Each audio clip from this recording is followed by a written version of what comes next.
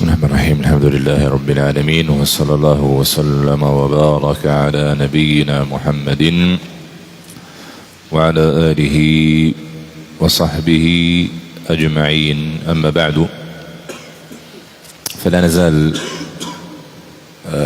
نتكلم عن التوبة وما يتعلق بها من مسائل وأحكام وآداب. وقلنا أن التوبة هي آخر شيء من الأعمال القلبية اللي نتكلم عليها في سلسلتنا هذه التي قضينا معها بضعة أسابيع. طيب، وقلنا يحسن الختم بالتوبة تفاؤلا بأن يختم الله لنا في هذه الدنيا بتوبة نصوح، وهذه غاية المؤمن أن يلازم باب توبة الله تعالى.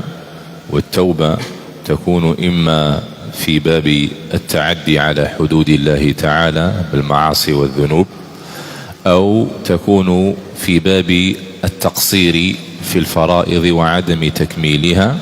ورانا كل واحد فينا إذا سلم من صلاته يستغفر الله ثلاثا من تقصيره في هذه الصلاة، من انشغاله عنها، من استرساله في الوساوس. طيب، آخر مسألة كنا تكلمنا عليها ما يتعلق بشروط التوبة. قلنا الشرط الأول الإخلاص لله تعالى، والشرط الثاني الندم، والندم توبة كما قال النبي صلى الله عليه وسلم. الشرط الثالث الإقلاع عن الذنب، إنسان يحبس الذنوب نتاعو. والشرط الرابع العزم على ألا يعود، العزم على ألا يعود إلى الذنب. فإن عاد إلى الذنب فليبادر إلى التوبة، فباب الله مفتوح كما قال النبي صلى الله عليه وسلم: إن الله لا يمل حتى تملوا. وجاء في الحديث عن رسول الله صلى الله عليه وسلم، وهذا الحديث بشرى لمن يجاهد نفسه على التوبة، يعني يطيح وينوض وما يستسلمش، تجده مجاهدا لهذه النفس الأمارة بالسوء. جاء حديث عن رسول الله صلى الله عليه وسلم يقول فيه أن العبد إذا أذنب الذنب يقول: يا رب اغفر لي، فيقول الله تعالى: علم عبدي أن له ربا يغفر الذنوب فقد غفرت له. قال: ثم يعاود فيذنب، فيقول العبد: يا رب اغفر لي، فيقول الله تعالى: علم عبدي أن له ربا يغفر الذنوب فقد غفرت له.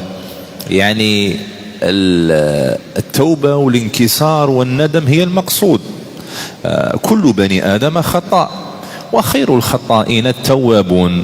مش معناتها الإنسان يروح يتقصد المعصية، لا لا، وإنما المقصود أن الواحد منا إذا زلت به القدم لحكم بالغة من الله فليبادر إلى باب التوبة وإلى طرق باب ربه سبحانه وتعالى. ونبه على مسألة مهمة، وهي أن الله تعالى قد يبتلي الواحد منا بالذنب لما قد يقع في قلبه من العجب والغرور بطاعته، أو ربما احتقر أصحاب المعاصي، وربما يقول أنا ما نديرش واش يدير فلان، وأنا يتكلم هذاك الكلام الذي يشعر بترفعه على إخوانه. فإذا أراد الله به خيرا ابتلاه بذنب ليكسره، ويعرف القيمة تاعه، ويعرف باللي هو عبد ضعيف، ولو شاء الله تعالى لابتلاه أشد مما يقع فيه إخوانه. هذه مسألة ودقيقة مهمة، لهذا يجب نفهم حاجة، وهذه مسألة مهمة جدا. النظرة نتاعنا لأصحاب المعاصي تكون من ناحيتين كما يقول العلماء. تكون نظرة شرعية ببغض تلك المعصية وصاحبها وإنكارها بالقلب، هذا أقل شيء. طبعا من بعد يجي النصيحة والأمر بالمعروف والنهي عن المنكر. ومن ناحية ثانية نظرة قدرية، نظرة إشفاق ورحمة. فنظرة الإشفاق ما تخليكش تتكبر، ونظرة الإنكار النظرة الشرعية تخليك تنكر ولا ترضى بذلك العصيان. وهذا الإنكار بالقلب هو الذي يترتب عليه الإنكار باللسان أو الإنكار باليد بحسب ما تقتضيه المصلحة. فهذه مسائل مهمة. وبالك تحتقر العصاة، تشوف عاصي تنظر إليه بنظرة الاحتقار والازدراء، ولا متبرجة ولا فاسقة بحسب. صح أمور عظيمة يديروها ننكرها ونبغضها ونتألم منها ونتبرأ منها، لكن والله لا يدري أحدنا أيثبت على ما هو عليه ولا لا، بل لا يدري الواحد منا أيقبل منه ما يفعل ولا لا. ولا تدري يا عبد الله لعل تلك الفاجرة تسبقك إلى الجنة، لأن شحال مرة نجيبوا أحاديث يقدر هذاك الفاجر ولا تلك الفاجرة كما قال النبي صلى الله عليه وسلم يعمل بعمل أهل النار حياته قاع، حتى ما يبقى بينه وبينها إلا ذراع، خلاص يبقى ذراع يدخل النار، فيعمل بعمل أهل الجنة فيدخلها. كاين سريرة في القلب لا يطلع عليها إلا الله. هذيك الخبيئة هذيك السريرة هي التي تكون سببا في ثباتنا ليكون يدير في الخير، أو سببا في توبتنا وأن يختم لنا بتوبة لمن ابتلي بشيء من المعاصي. وهذه السريرة الخبيثة هي السبب في الانتكاسة وعدم الثبات في سكرات الموت. على بيئة سيب السلف يأكدوا على أنه إن استطاع المسلم أن يكون له خبيئا، يعني من العمل الصالح يدير عمل صالح ما كانش واحد يعرفه في هذا الدنيا إلا الله، فليفعل فليصنع ذلك، لأن هذا أدعى إلى تعويد وترويض النفس على الإخلاص وعلى الانكسار إلى الله تعالى. طيب هذه تكلمنا، نكملوا الحديث نتاعنا. طيب ثم يقول ثم يذنب، يقول صلى الله عليه وسلم يذنب المرة الثالثة هذا الإنسان فيقول ربي اغفر لي. يعني شوف صاحبنا اللي يحكي عليه النبي صلى الله عليه وسلم يذنب ويرجع، ما ناش نقولوا باللي الإنسان يتساهل في الرجوع، لا لا، يعزم ويصدق ويجاهد ويحارب هذا النفس الأمارة بالسوء، ومن بعد يمكن يغلط، وهذا يحصل لكل واحد منا.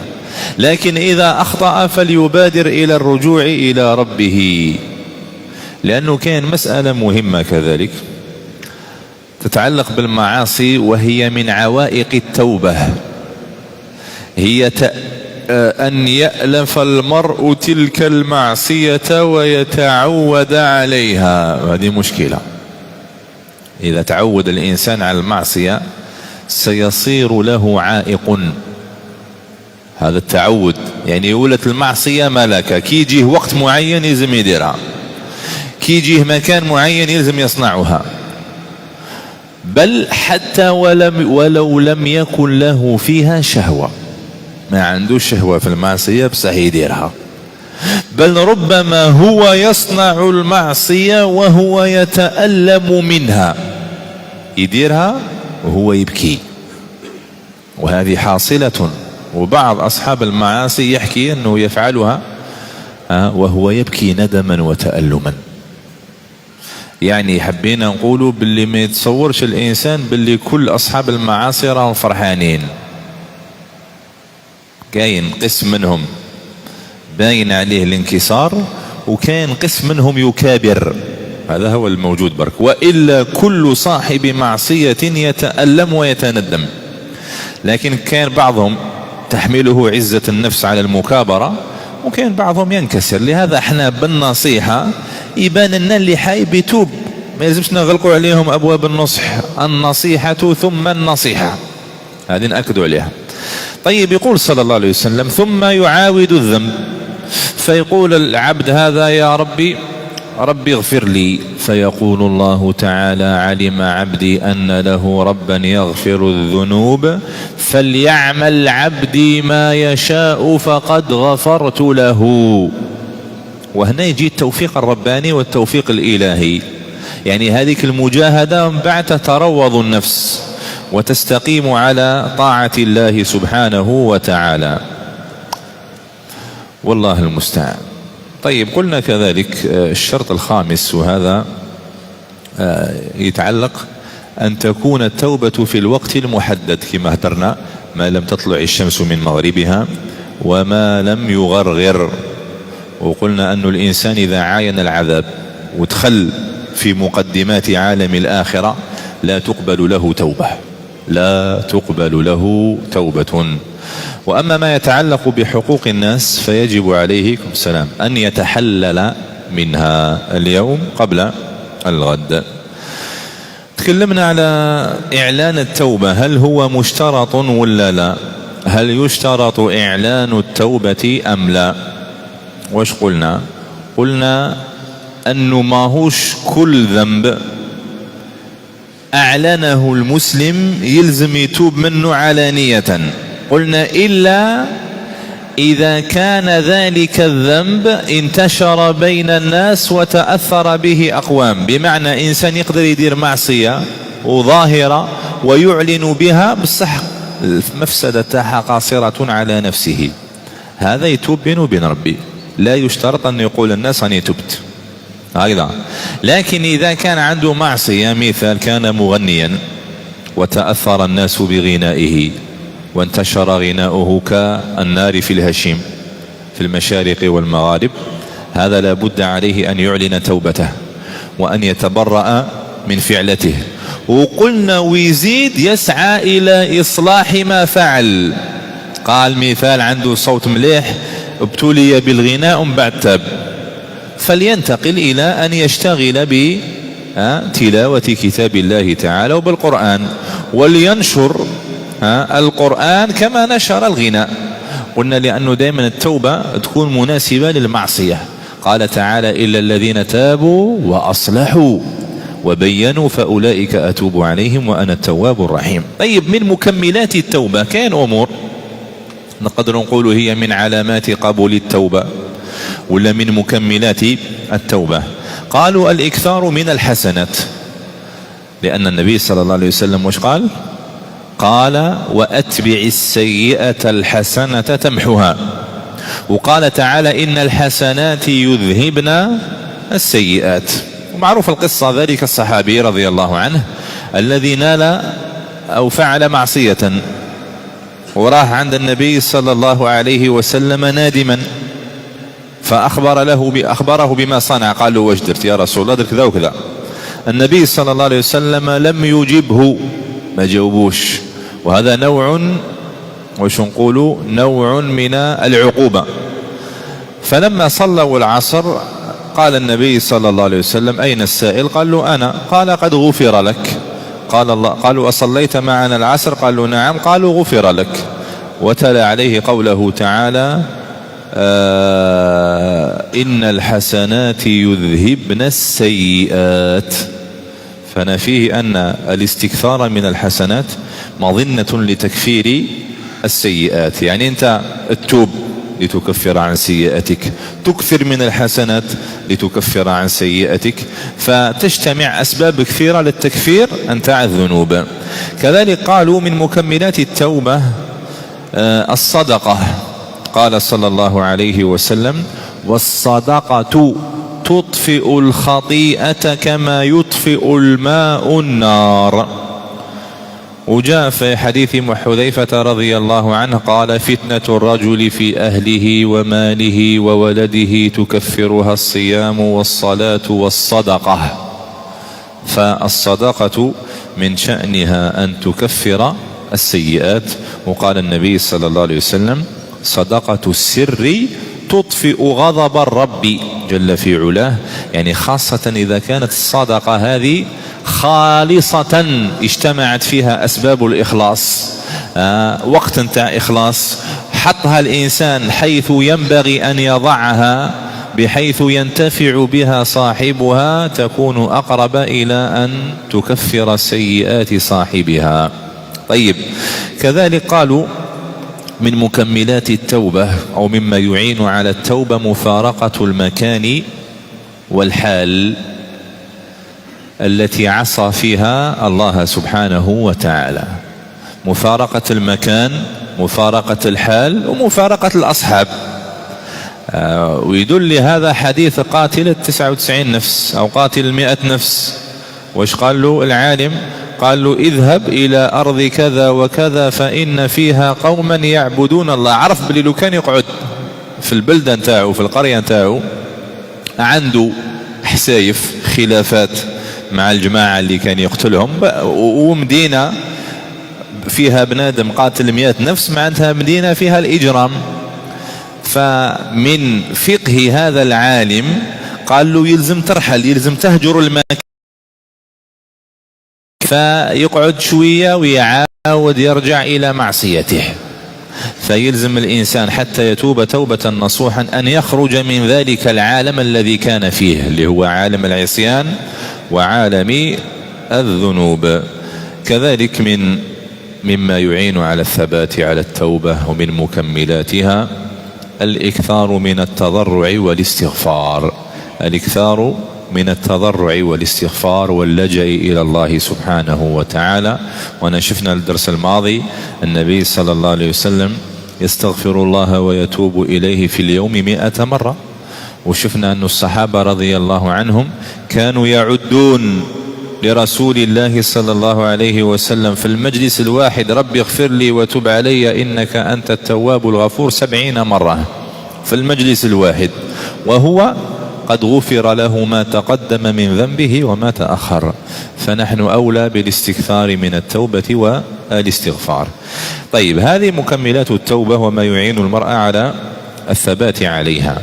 تجينا مسألة: هل الأفضل نسيان الذنب أو تذكره؟ هل الأفضل أنك إذا درت المعصية وتبت منها تبقى تتفكرها، أو أنك تنساها؟ فبعضهم قال الأفضل أنك تتفكرها حتى تجتهد في الطاعات، وبعضهم قال الأفضل أنك تنساها حتى لا تكدر على نفسك صفو التوبة والاجتهاد في الخيرات. والقول الثالث التفصيل هو الأقرب. إذا كان الإنسان أعجب وشاف باللي بدأ يدخل له شيء من العجب بعمله الصالح فليستحضر عيوبه وليستذكر سيئاته حتى يضع نفسه في الأرض. باللي وراك رايح أنت كنت كما فلان، كنت تفعل أكثر مما يصنع فلان، يعني بينك وبين روحك، فأنت أعلم بنفسك، فيخليك هذا الأمر تنكسر. أما إذا كان الإنسان في اجتهاد وفي طاعة وفي توبة وفي انكسار وفي خضوع لله تعالى فليس بلازم أن يستحضر ويستذكر تلك المعاصي التي فعلها. طيب، نجينا مسألة: كيف نحقق التوبة، أو الأمور اللي تخلينا نحقق التوبة وتعيننا عليها. الأسباب المعينة على التوبة. أول سبب مما يعين على التوبة النصيحة. طبعا هذه بالنسبة للناس، النصيحة هذه إذا راحت من المجتمع يضيع، إذا راحت النصيحة من المجتمع ضاع، وليبشر المجتمع بالهلاك. ما دام كاين الناس تنصح وتأمر بالمعروف وتنهى عن المنكر وتأخذ بأيدي العصاة وترشدهم وترحمهم وترأف بهم، رانا على خير. لأن ما كانش عاصي، ما كانش كافر فرحان، وما كانش عاصي فرحان، يديروها قاعدة، ولو في الظاهر يبانوا تمجعت شوية، لأنه إذا خلى بنفسه تألم. قلنا علاش؟ لأن هذا القلب، جازت معنا، هذا القلب ربي أودع فيه فطرة، هذا الفطرة هي الإسلام، هي التوحيد، هي الإخلاص، هي معرفة الله. فكل حاجة، كل مقولة، كل فعلة، كل اعتقاد، كل فكرة، كل خاطرة تخالف هذا الفطرة، الجسم تاعك يحس روحه ماهوش مليح، تحس في نفسك ضيقا وفي قلبك حرجا، قال كأنما يصعد في السماء من ضيق الصدر. على بها الإنسان إذا تاب اتسع صدره، إذا عصى ضاق صدره وأكلته الهموم والغموم. فبالتالي حنايا هذا المعلومة تعاوننا باش ننصح. هذا كم من واحد ننصحه ويبكي، ثم كان على سبة يحوس برك اللي يوريله، ولا نستعجل على المنصوح. أعطيله نصيحة وامشي وخليه. كاين اللي يتوب تمتم، كاين اللي يتوب بعد عام، بعد 6 شهور، بعد سنة، بعد سنتين، ويقول لك كلامك كان سببا في توبتي. فلا نستعجل على الناس، ماذا بينا يتوبوا تمتم، لكن هذه قلوب وهي بيد الله تعالى. فالنصيحة واجبة علينا، يلزم ننصحوا. كلمة طيبة ونمشيو. تشوفوا ولد صغير يتكيف، تمشي عليه وتروح تجوز عليه رولو شغل ما كان والو، احبس عنده، انزل عنده، هدر معاه، يمسح على رأسه، راك صغير، حرام ولا يجوز، وراك تقتل روحك. والنصائح طيبة. طيب، مما يعين على التوبة تدبر القرآن. شو دائما القرآن والدعاء والتعرف إلى الله تعالى يرجع معنا في كل الأعمال القلبية. هذه 3 أمور دائما تجي معنا: تدبر القرآن أو جمعنا الآن، والتضرع إلى الله تعالى، والتعرف إلى الله بأسمائه وصفاته. بمعنى ما يقدرش المسلم يعيش في هذا الدنيا بدون قرآن. يعني عندنا تضييع كبير لكتاب الله تعالى، ربي يغفر لنا التقصير والتفريط. فيلزم نراجع صلتنا بهذا القرآن. معليش ما راكش تعمل 100%، لكن ما دامك تقرأ في القرآن راك على خير إن شاء الله. هذاك القرآن لعلك تطيح في آية وتؤثر فيك وتنقلب حياتك. ونهدى جبنا مرة القصة تاع الفضيل بن عياض رحمه الله. اسمع آية، كان شاطرا، كان لصا، كان طويشي، كان صوفة طايرة رحمه الله تعالى.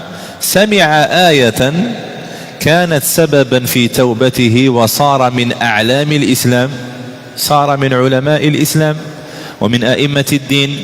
اسمع: ألم يأن للذين آمنوا أن تخشع قلوبهم لذكر الله وما نزل من الحق. البلى يا رب، نزل وتاب. جبنا مرة قصة الربيع بن خثيم.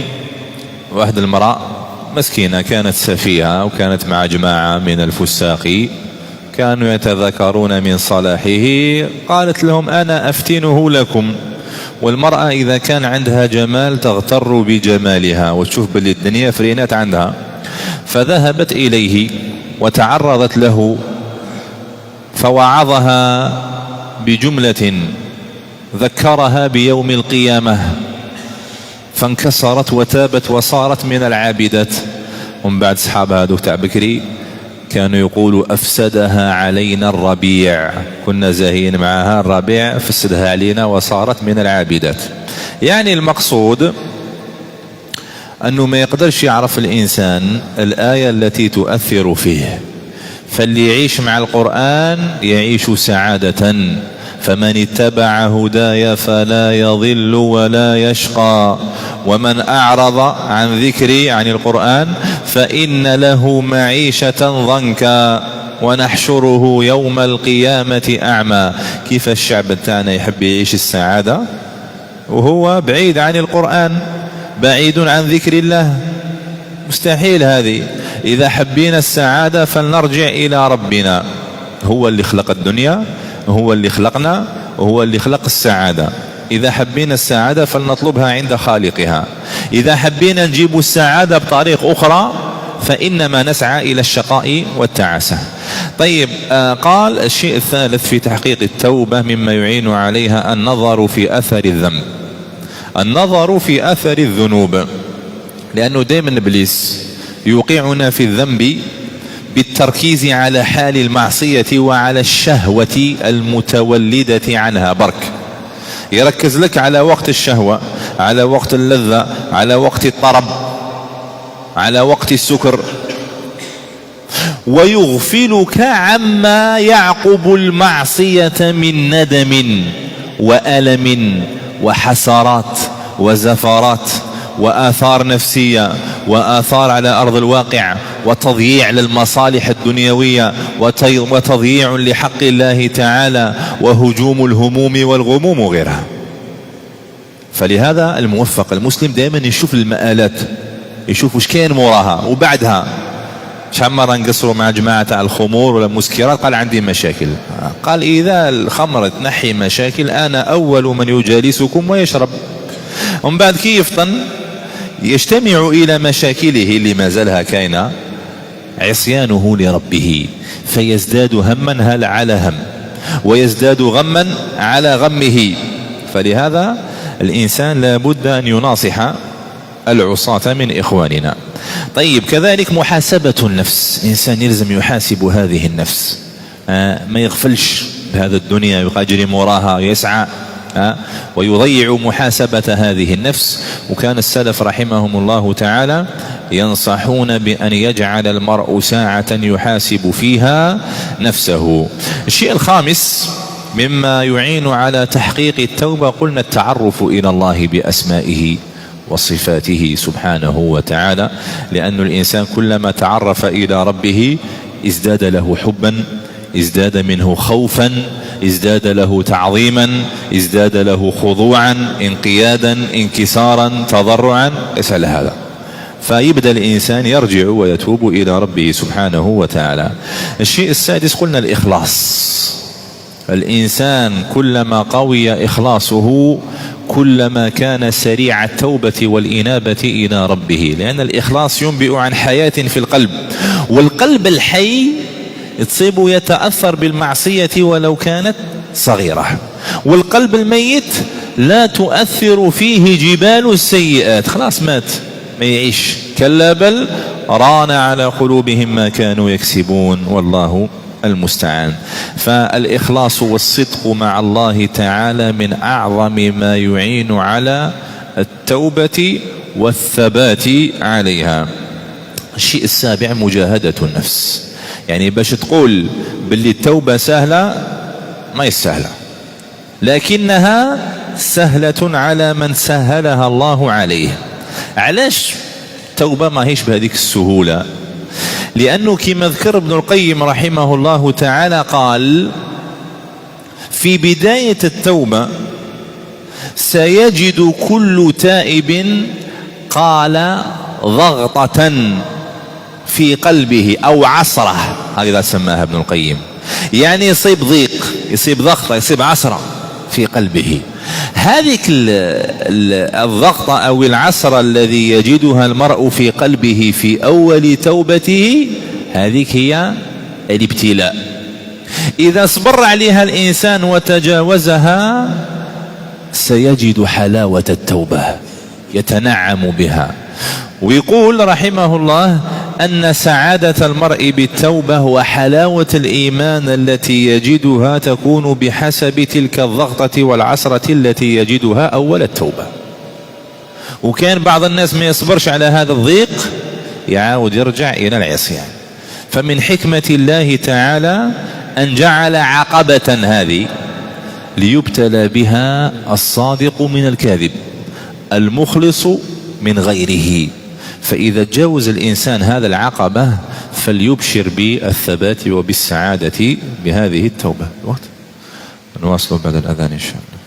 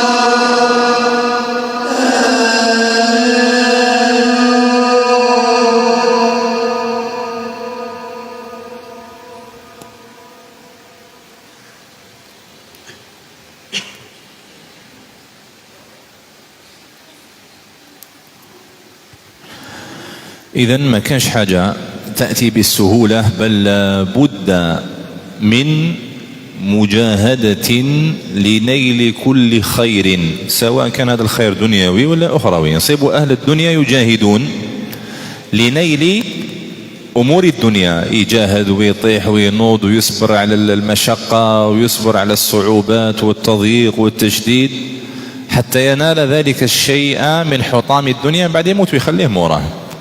فلا شك أن أهل التوبة أولى بمجاهدة أنفسهم، أن نجاهد هذه النفس الأمارة بالسوء، فلا بد من جهاد. وجبنا كم أثر عن السلف، كان يقول لك جاهدت نفسي 40 سنة حتى استقامت لي، كان يقول جاهدت نفسي 20 سنة على قيام الليل، كان اللي جاهد نفسه 10 سنوات ولا 20 سنة وهو يحارب فيها. فكل بحسبه، يعني ما كانش واحد نال المراتب العليا عند الله تعالى إلا بهذه المجاهدة. يعني باش تدير في بالك باللي يرفعك الله تعالى من غير تعب، من غير ابتلاء، من غير اختبار، من غير صبر، من غير مجاهدة لملاذ نفسك وملاذ الدنيا، مستحيل. فكاين طريق الابتلاء لابد أن يسلكها كل مخلص وكل سائر إلى الله تعالى، والله المستعان. طيب، كذلك مما يعين على التوبة طلب العلم الشرعي، طلب العلوم الشرعية، ملازمة الدروس النافعة، لأن هذا الدروس العلمية النافعة توقظ القلب.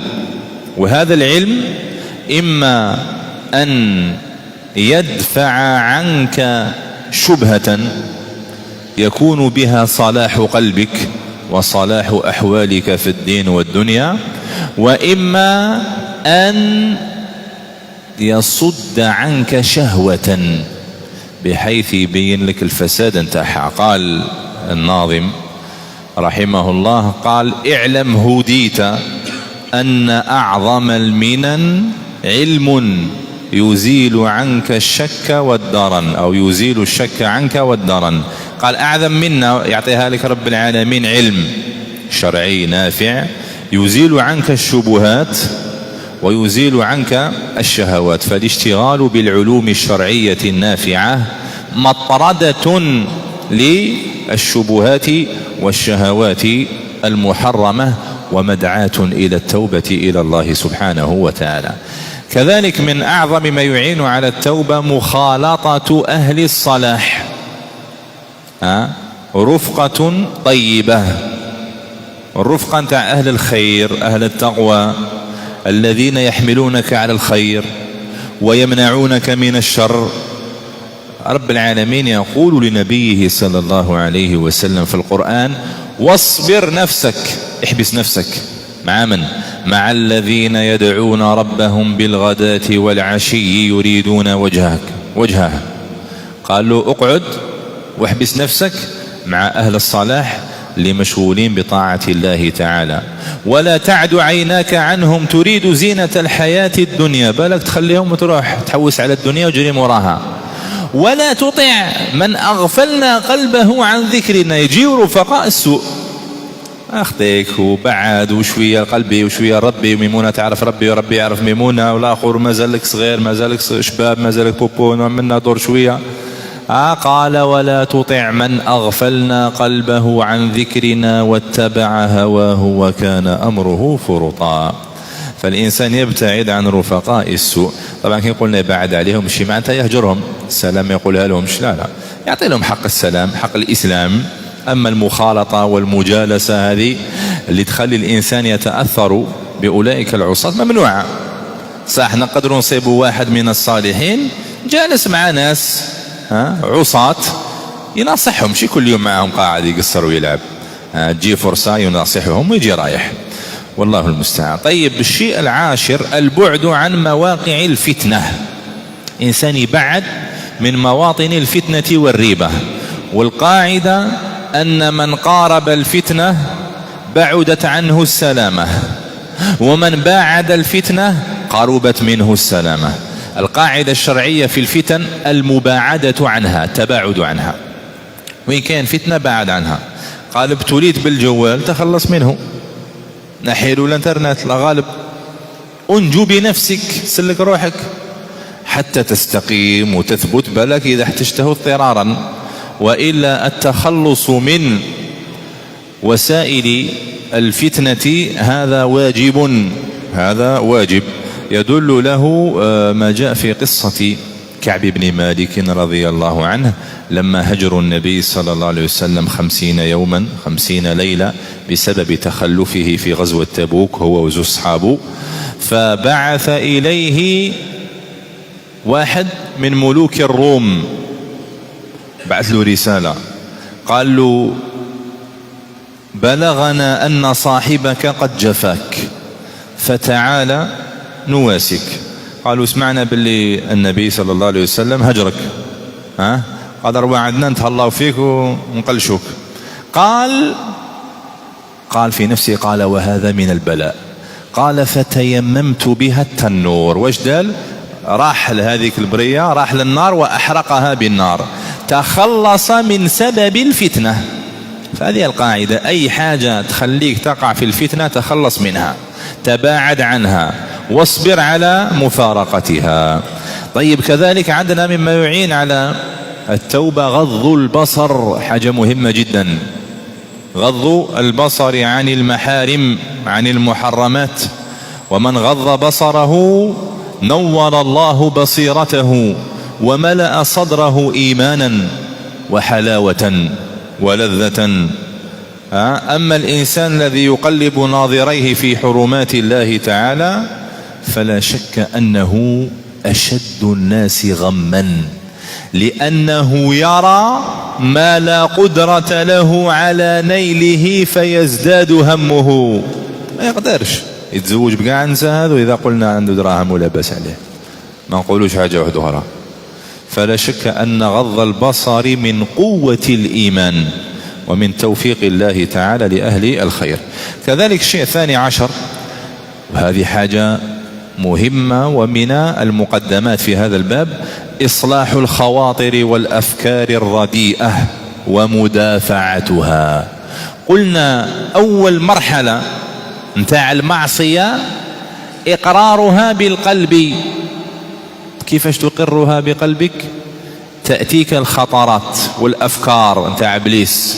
إبليس يرمي لك فكرة يجربك، يسيك، إذا بلعتها وعجباتك يزيد لك واحدة ثانية وثالثة ورابعة حتى تلحق وين أنت تستحضر تلك الأفكار. ومن بعد تلحق وين هذه الأفكار تعشش معك في قلبك، ومن بعد خلاص يولي عندك هم، يولي عندك ميل إلى فعلها، ومن بعد تنقلب عزما.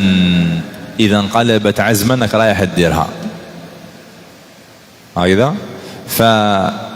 فالتوفيق أن يدافع المرء الخطرات الفاسدة التي يمتحننا بها إبليس. يدير لك امتحان، إذا رديت تلك الفكرة النبي صلى الله عليه وسلم قال ذلك صريح الإيمان، ذلك صريح الإيمان. والشيء الأخير الدعاء والتضرع إلى الله تعالى بالتوفيق إلى التوبة والثبات عليها. وكنا ذكرنا أدعية الأنبياء عليهم السلام بالتوبة. طيب ثمرات التوبة، أول شيء إصلاح القلب وصقله. القلب نتاعنا يفسد بالمعاصي، هذا المعاصي تسود القلب. إذا أذنب المرء كما جاء في الحديث عن النبي صلى الله عليه وسلم نكت في القلب نكتة سوداء، فإن تاب صقل، يعاود يولي بيض. فتصور المعاصي نتاعنا تسود قلوبنا، فإذا اسودت القلوب تولي ما تفهمش، تولي لا تستوعب، تقرأ عليها القرآن كاملا ما يحكمش، ما يفهمش، لا يدخل القرآن قلبه، ما على بالك شو يقول أصلا. يسمع صوتا بس ما يفهمش تلك المعاني، لا تصل إلى قلبه، لأن قلبه غطته غشاوة. كلا بل ران على قلوبهم. هذه الغشاوة خطيرة جدا. قال صلى الله عليه وسلم: لا يعرف معروفا ولا ينكر منكرا إلا ما أشرب من هواه. فهذه التوبة تصلح القلب وترجعه أبيض مثل الصفا كما جاء في الحديث عن رسول الله صلى الله عليه وسلم. طيب، من ثمرات التوبة وش يترتب عليه إذا سوقر القلب؟ العلم والفهم. تولي الأمور تشوفها نظرة صحيحة، نظرة شرعية، ترى الحقائق على ما هي عليه، ترى الحق حقا والباطل باطلا، هكذا. طيب، إذا تاب الإنسان ولا يشوف الحقائق وعنده فهم وعنده ميزان شرعي، تندفع عنه الهموم والأحزان. هذيك الغيمة والسحابة اللي كانت تغطي القلب نتاعه والهموم من المعاصي تندفع، ويولي يجد حلاوة الإيمان وحلاوة مناجاة الله تعالى والتوبة إليه. كذلك بالتوبة يرتفع البلاء. قال علي رضي الله عنه: ما نزل بلاء إلا بذنب وما رفع إلا بتوبة. هذه هي القاعدة. من آثار أو ثمرات التوبة محو الذنب، محو الذنوب. الذنوب تاعك يمحيها لك رب العالمين، بل يبدل السيئات حسنات. قال تعالى: فأولئك يبدل الله سيئاتهم حسنات وكان الله غفورا رحيما. جاء في الحديث عن النبي صلى الله عليه وسلم أن الله تعالى يأخذ عبده بكنفه ويقرره بذنوبه: فعل ذنب كذا، فعل ذنب كذا، فعل، يقر حتى إذا ظن العبد بأنه هالك قال: خلاص رحت فيها، راني رايح للنار. يقول الله له: قد أبدلتكها حسنات. فيولي هذاك العبد يحوس على سيئات أخرى باش يبدلها له رب العالمين حسنات، والله ذو الفضل العظيم. كذلك من ثمرات التوبة الفلاح. وتوبوا إلى الله جميعا أيها المؤمنون لعلكم تفلحون. اللي يحب يربح وينجح ويفوز بالمحبوب وينجو من المخوف المرهوب فعليه بالتوبة إلى الله تعالى. كذلك من ثمرات التوبة محبة الله سبحانه وتعالى. قال تعالى: إن الله يحب التوابين. فالتواب يحبه الله تعالى محبة عظيمة. كذلك من ثمرات التوبة أن الله تعالى يفرح بتوبة عبده فرحا عظيما. من ثمراتها كذلك انكسار العبد إلى ربه سبحانه وتعالى، وتواضعه واستكانته وتضرعه لله جل في علاه. من ثمرات التوبة نزول الغيث، لا نعاني منه، فمنع القطر من السماء بسبب ذنوبنا ومعاصينا، كمنع الزكاة وكالغش في التجارات والتطفيف في المكاييل والموازين منتشر بزاف. فما علينا إلا أن نتوب إلى الله توبة نصوحة، ونسأله جل وعلا أن يختم لنا بالصالحات أعمالنا. هذا آخر درسنا في سلسلتنا في الأعمال القلوب. قلنا والعمدة أنتعنا وجزاه الله خيرا الشيخ خالد السبت في كتابه أعمال القلوب، مليح الإنسان يراجع ويقرأ منه ودائما يستحضر ويراجع. فنسأل الله جل وعلا يتقبل منا هذا الدروس، وهي أعظم الدروس على الإطلاق في دين الله تعالى لمن أراد أن ينتفع وأن يستفيد منها. ونعود نرجع إلى برنامجنا المعتاد. اليوم الأحد عندنا تفسير، والثلاثاء عندنا المغازي من صحيح البخاري، ويوم الخميس عندنا أحاديث الأحكام من كتاب المحرر لابن عبد الهادي، والحمد لله رب العالمين.